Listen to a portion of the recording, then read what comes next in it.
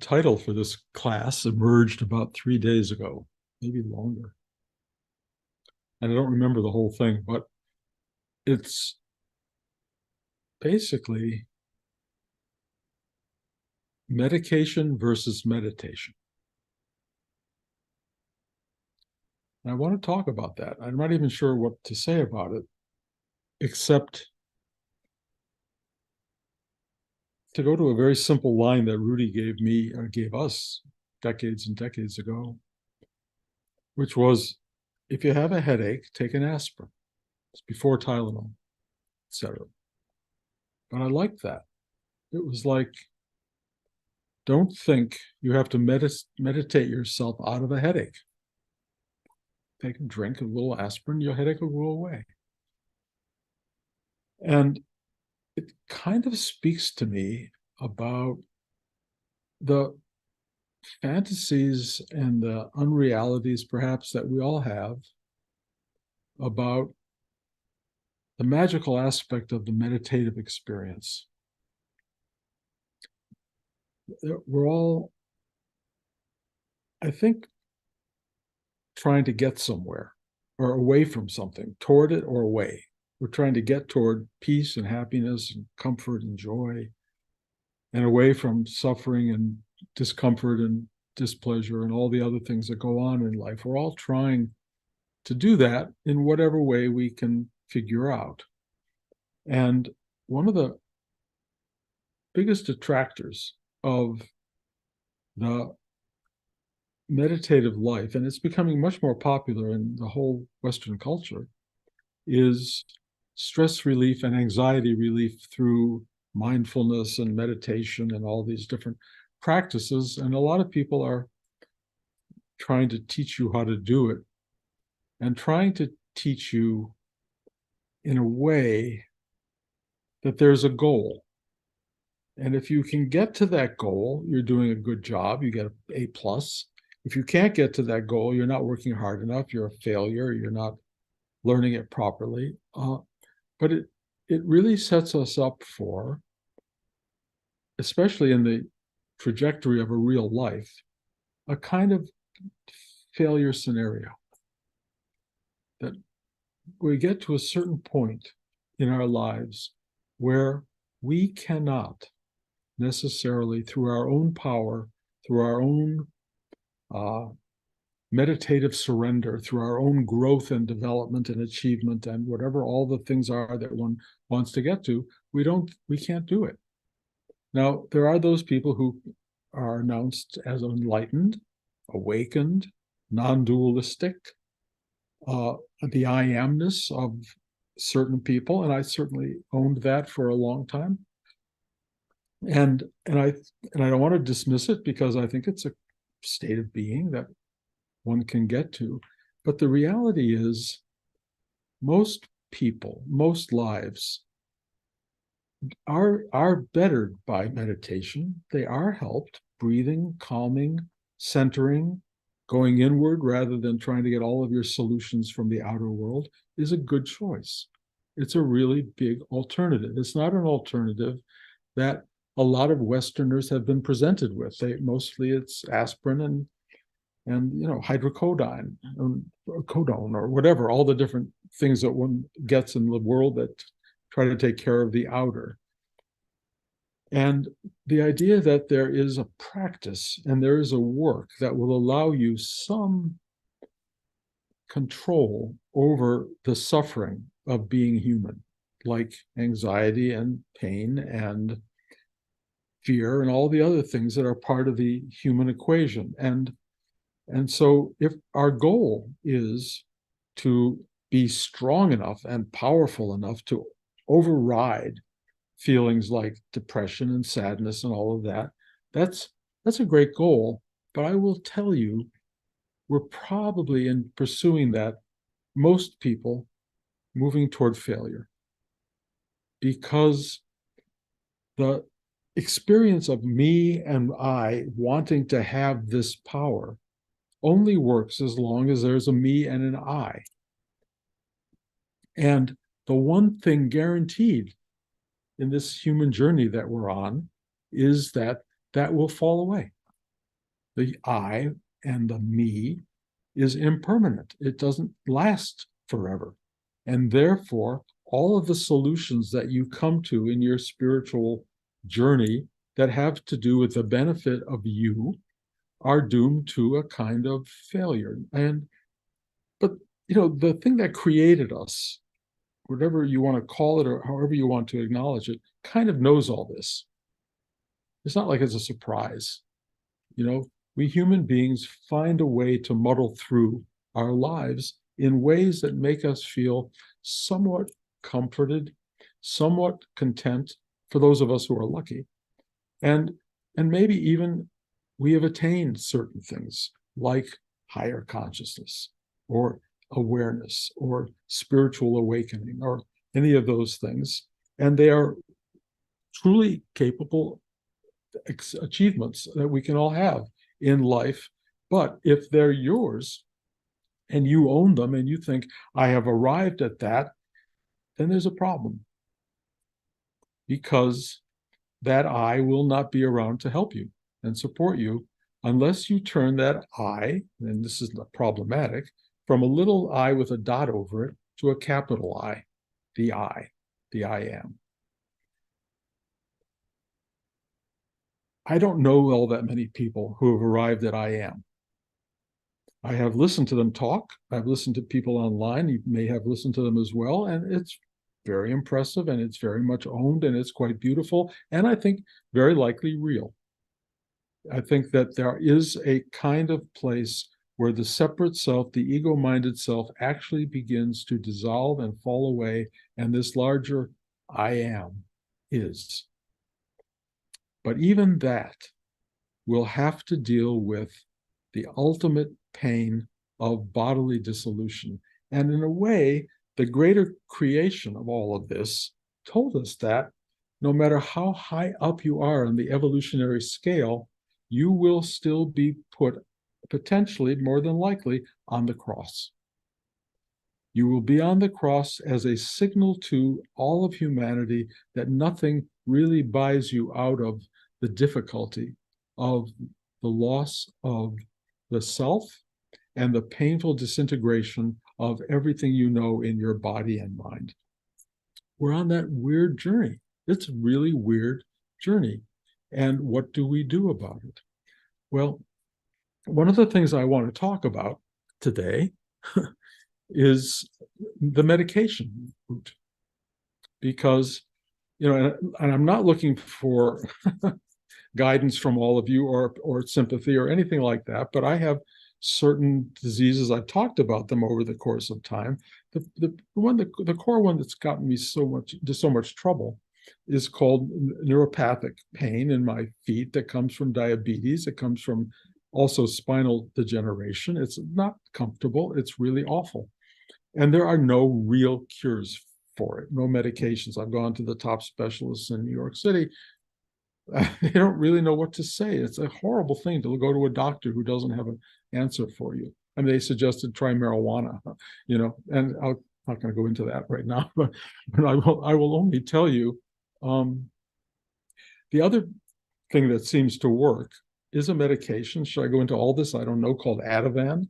And Ativan allows me to sleep through the pain, so I can get a night's sleep when I have it. It's really a gift on many levels, but it has a downside that after a period of time, as it wears off, it's like about 18 hours, you start to get depressed. You start to go, oh, you feel really awful.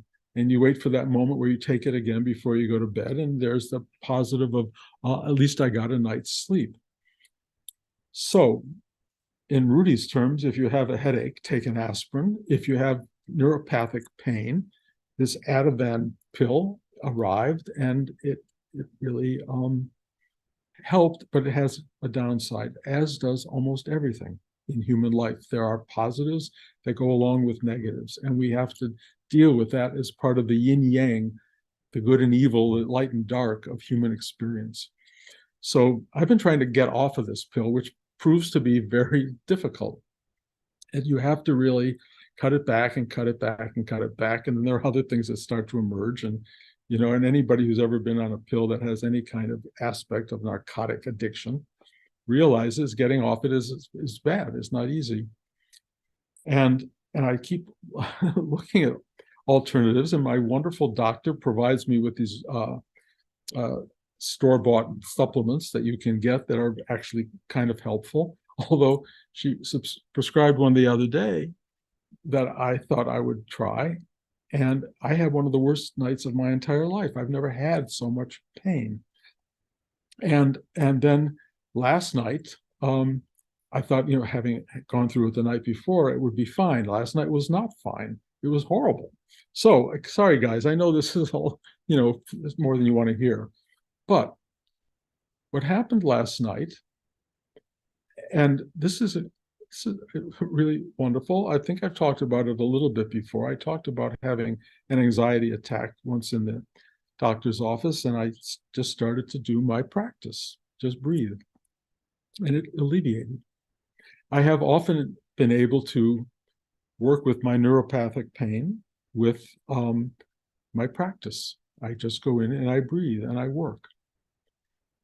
The only problem with it, I can do it for a couple hours and then I'm so tired. And if I then can't fall asleep, I'm just in a state of pain because I just don't have the energy to keep working. But last night was so awful that I just said, forget sleep.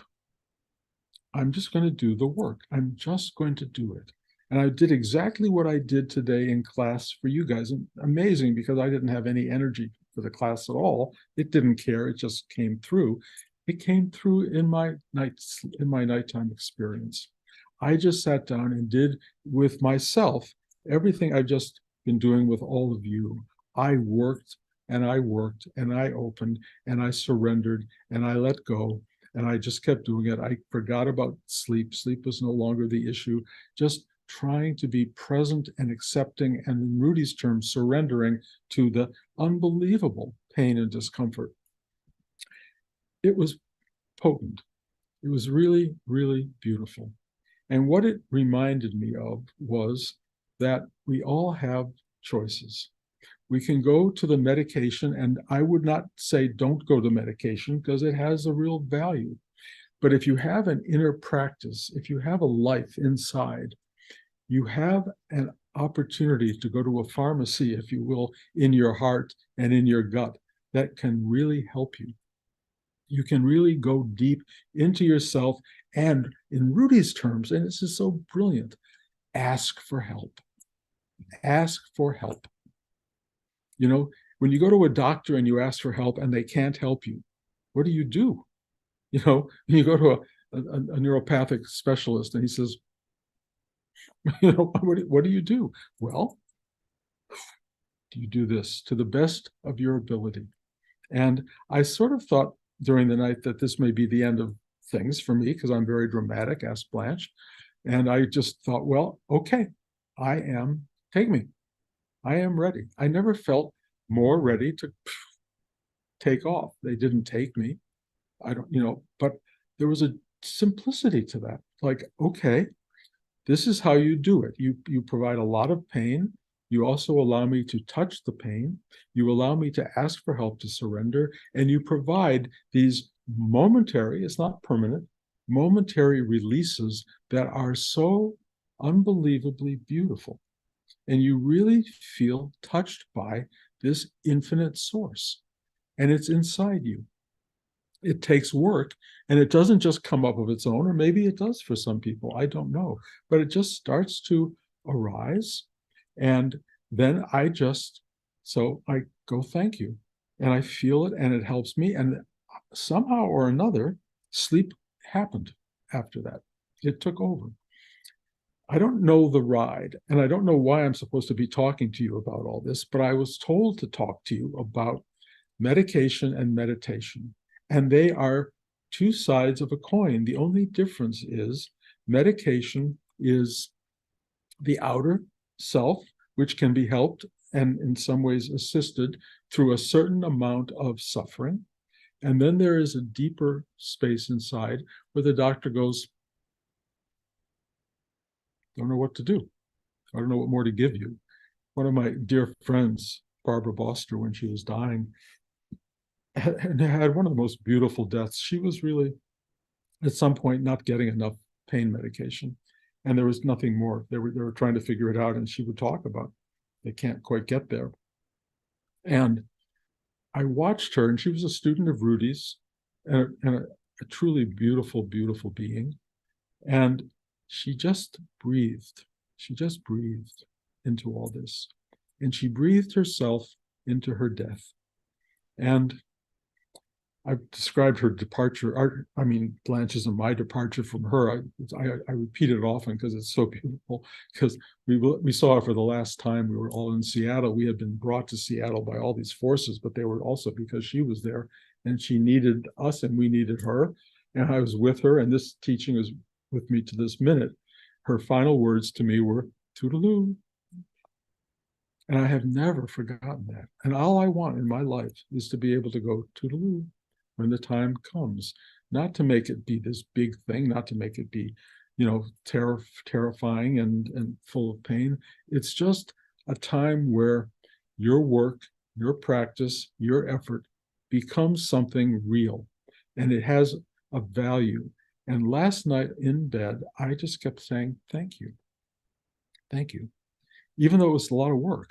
And then I was reminded of a moment I was living in a strange group of spiritual, it's too long a story to go into, strange people in India. A spiritual organization that became huge for a while and then kind of dissipated. But while I was there, I was lying in bed sleeping, and this old practitioner, I don't know if he's a monk or what he was, came into my room in the middle of the night, and he said, "Help me, touch me. I'm in so much pain, touch me." And I was, I was a 20-year-old kid, 22-year-old. Okay. And I just put my hand on him. Yeah, I put my hand on his chest or near his stomach, and I just held it there. And it was the first time I ever felt what I do in this class. I felt something happening, and it was nothing to do with me. It had everything to do with his request, but it was also an awareness that energy could flow and help could come from touch. And I was not a gifted practitioner, I was just a kid, but I just touched him, and this thing started to help him. He got quieter and quieter, and he was so grateful and thankful. Now, I don't know if it's a gift that I have. I never felt gifted in my life, but I just felt when I was with Rudy and he began this journey of touching me visually, just eye to eye, and then slowly with hands and gestures, and then actual touch, I was given this sense that something vast in this universe has something to do with touch and comfort, and that we can offer touch and comfort to one another and touch and comfort to ourselves. And it can be physical and tactile, and it can also be non-physical, non-tactile, but energetic. It's very real, and we all have that capacity. Everybody. It's not, if you knew me as a kid, I'm the last person on the block to be sitting here telling you any of this stuff. You guys have it as much as I have it. And the important quality is that you use it, that you discover for yourself that you have a capacity to ask for help, to surrender, Rudy's key teaching, and then go inside and discover the embrace that that brings to you. It is holy, it is beautiful, it is exquisite, and do the best you can. But if you need to be medicated, forgive yourself. Don't make a thing of it. Don't go, no, I'm going to fight my way through to this spiritual acceptance and energetic capacity. If you need help and it's there, take it. And what I'm trying to get at is lighten up, forgive yourselves, allow yourselves to be human, allow yourselves to be real. Don't think because you have a spiritual life, you have to tough it out, fight it out. I talked a few weeks ago about spiritual warrior. That has a place in the dynamic, but there are times where it's really harder than you can manage. If you find yourself in those places, say thank you to the material universe that created aspirin and Ativan and Tylenol and God knows whatever the other array of things is. But if you can have a balance, if you can know there's an inner and an outer, and that the inner has a endless, infinite availability of kindness and care and comfort for you, which it does, that will be a release all by itself. But it will not work for you if you don't go there. And if you struggle with it and it doesn't provide enough, and you can take something that you're prescribed for you, or that is in a vitamin shop, take it. Take it. Be human. Be a human being who is grateful for the help anywhere you can get it, and be the human being who provides help for others. In other words, show up, be nice, be kind, touch people, touch them. If you hug a person, you actually have the energy to give them more than a hug. You can actually send energy, love, and content into them. And I've been watching how that works throughout the course of my life, more and more now than ever. And I really understand a handshake, a hug, have the capacity to transmit something so exquisite, so beautiful, so powerful, and so meaningful to people who often don't know how to get it. That you are the walking fountain of whatever you want to call it, comfort and joy in the world. You are that. Every one of you. I'm talking, you are that. If you don't use that, if you're just walking about life with, oh, woe is me, you'll be in trouble. And if you walk in life cursing everybody and cursing the situation, well, you live in the cursed zone that you create. Trust me, because it's not the given. The given is very loving and embracing and comforting. And if you go for that and you reach for it and you ask for help to find it, and you step inside your own heart or your own mind, your own brain, your own gut, you will be taken in. You will be given what you need. I promise you. And if you want, you can also just call me, and come over, and I gladly give you a hug or whatever it is, and just let you know for the moment that I'm like an aspirin.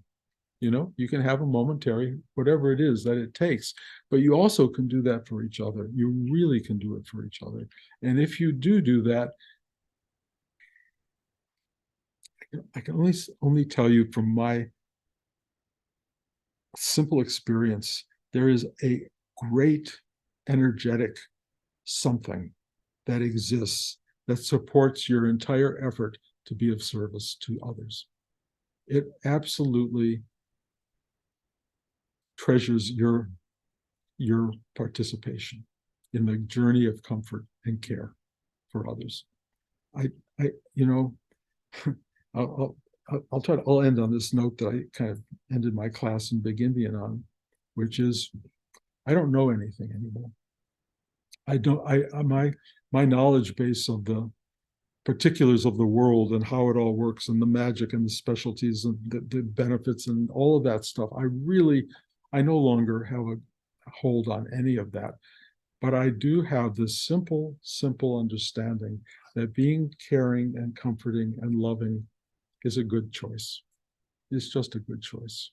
And if you can do it for others, and then really importantly, do it for yourself, something indescribable, beautiful beyond understanding arrives. And it's available to you. And if you don't feel it and you're not getting it, and Tylenol doesn't take care of it, and if I don't take care of it, or a teacher or somebody, then you take care of it, because it ain't that hard. It's really not hard. Just ask for help to surrender. Ta-da. Okay. So any questions about any of this? Yes, sir. Surrender to.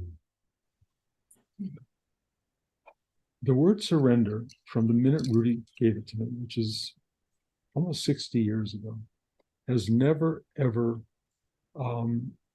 been definable in the simplest sense. It's like it's an abstraction that requires exactly that question. And that question, what do you surrender to, is at the core of the journey. All I can tell you is it doesn't have a specificity. It doesn't have a location.